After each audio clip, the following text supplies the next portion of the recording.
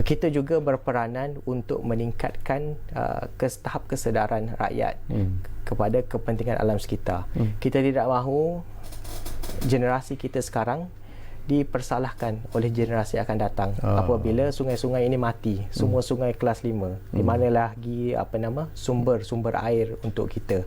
Jadi perkara-perkara tersebut merupakan perkara yang kita look into agar kesedaran ini dapat ditingkatkan.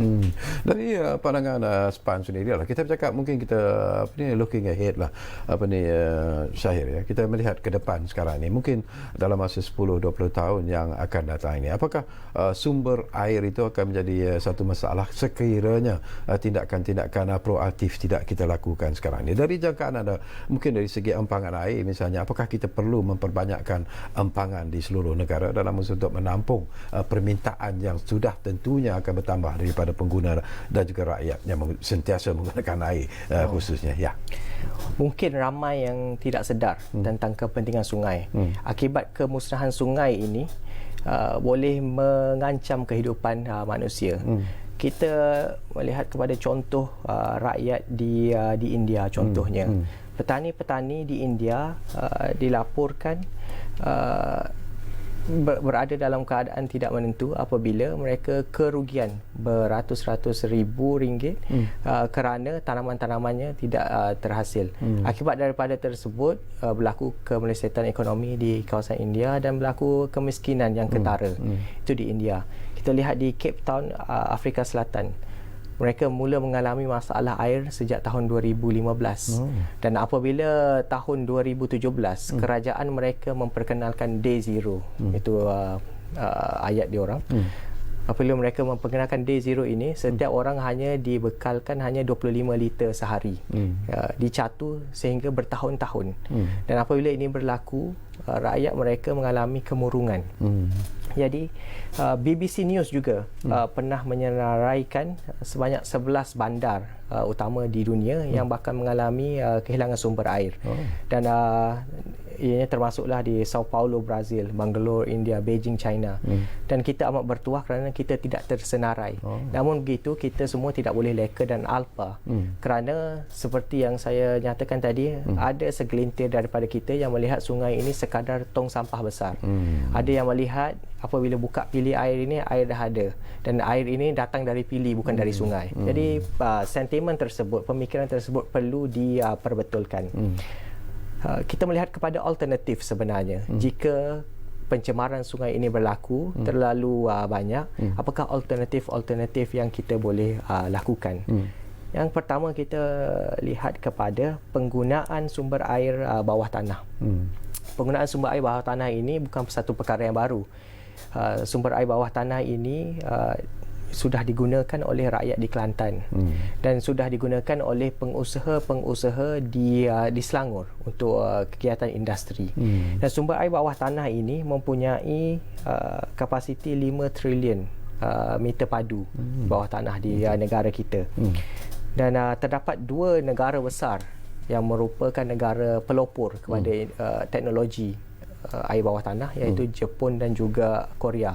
Jadi kita di Malaysia, kita mencadangkan agar kita boleh belajar daripada mereka agar teknologi tersebut boleh dibawa kepada kita.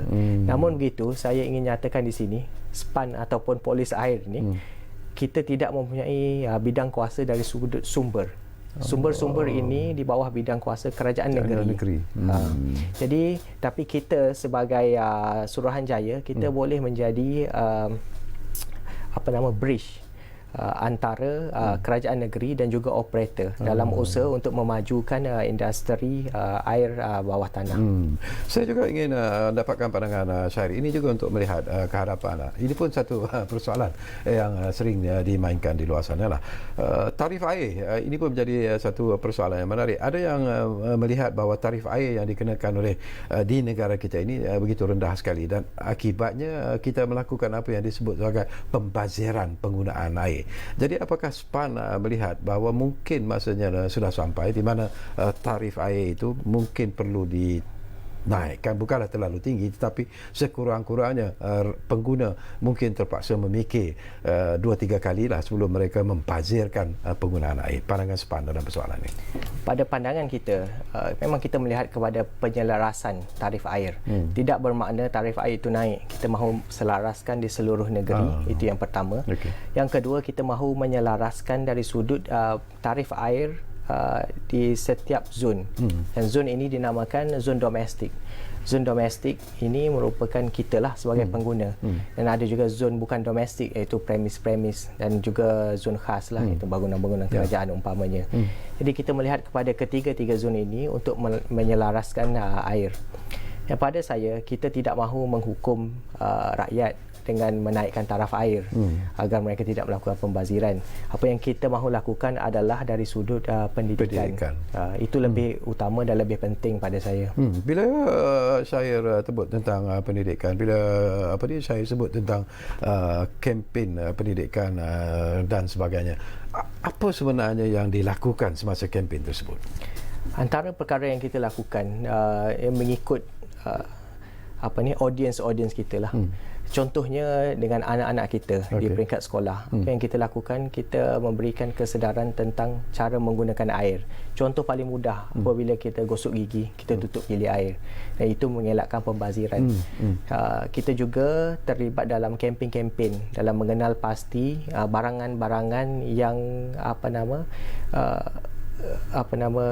menggunakan air secara maksimum dan ini tidak macam visual membazir. yang sedang kita saksikan sekarang ni lah antara contoh gunakan produk dengan label ini antara kempen-kempen yang dijalankan. Betul. Jadi produk cekap air itu yang kita laksanakan. Dan juga kita laksanakan kempen, contohnya apabila ibu-ibu kita basuh sayur umpamanya, air daripada sayur tersebut boleh digunakan untuk menyiram tumbuhan. Jadi dari situ berlaku penjimatan kepada air. Okey, kita tinggal lebih kurang 5 ataupun 6 minit saja lagi. Syahir, ada apa lagi tak yang mungkin ingin anda sampaikan yang mungkin terlupa sebenarnya bagi saya sendiri bertanya sesuatu yang penting yang perlu diketahui oleh pengguna dan rakyat Malaysia secara keseluruhannya, tuan? Saya ingin berkongsi lah statistik berkenaan air ini. Kita di Malaysia, kita bertuah kerana kita mengalami hujan setiap hari, saban hari sepanjang tahun. Kita mempunyai lebih kurang 330 bilion meter padu air hujan di semenanjung Malaysia sahaja. Namun begitu, sebanyak 170 bilion tersejat ke udara. Jadi ini adalah satu perkara yang kita harus lihat bagaimana kita mahu mengambil air-air yang tersejat ini. Itu yang pertama. Yang kedua, air mengalir ke sungai terus ke laut sebanyak 140 bilion. Dan 140 bilion ini jika tercemar, kita kehilangan sumber 140 bilion air. Ini juga perkara yang kita harus kenal pasti agar tidak ada pencemaran dari sudut pengaliran air ke sungai. Dan akhir sekali, sebanyak 19 bilion masuk ke dalam tanah, air bawah tanah. Kita di SPAN mahu memperkasakan penggunaan air yang sedia ada, iaitu air sungai ini, dan juga kita mahu menggunakan teknologi baru untuk mendapatkan air bawah tanah. Keadaan air, pencemaran air di sungai-sungai, kita lihat di beberapa sungai lah, sebagai contoh Sungai Semenyih umpamanya, tahun lepas mengalami pencemaran air yang menyebabkan ratusan ribu rakyat terjejas. Apabila ianya berlaku, kita melihat kepada teknologi agar teknologi kita dalam usaha merawat air adalah menggunakan teknologi